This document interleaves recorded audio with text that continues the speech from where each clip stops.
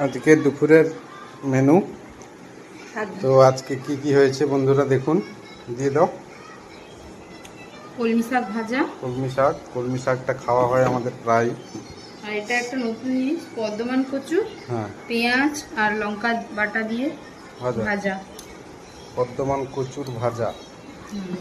আচ্ছা। আর রয়েছে একটা নতুন জিনিস, মানে এটা অদিনের, সজনে ডাঁটা আলু দিয়ে পোস্ত।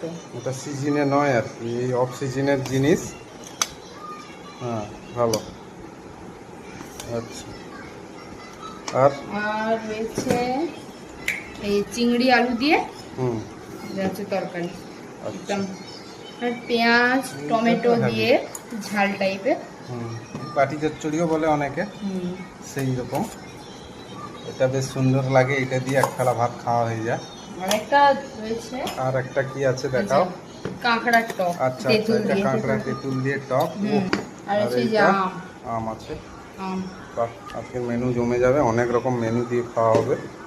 তো বন্ধুরা, আজকে এই মেনু নিয়ে বসলাম, আপনারাও খেয়ে নিন। এই যে মা খেতে বসে গেছে। মায়ের আছে নিরামিষ, কালকে এই বড় ঠাকুরের বার করবে। বড় ঠাকুরের বারের জন্য আজ আমাদের সঙ্গে বসেছে, আমরা এত কিছু নিয়ে বসেছি, মা নিরাম খাচ্ছে। আর ওদিকে কুচু খাওয়া হয়ে গেছে, কুচু খেয়ে মোবাইল নিয়ে বসে গেছে।